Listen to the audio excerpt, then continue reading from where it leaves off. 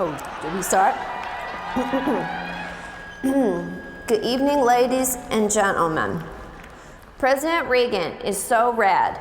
He's charming. He's had success in different careers, including acting, and everyone loves him. He's like the O.J. Simpson of politics. The president says the most terrifying words in the English language are, "I'm from the government and I'm here to help." That's funny. I thought they were, "You have AIDS and the government doesn't care." But shush. Okay, next joke. Mr. President, I'd say your addiction to jelly beans is like crack, but the CIA never secretly trafficked jelly beans into the inner cities. I don't get it.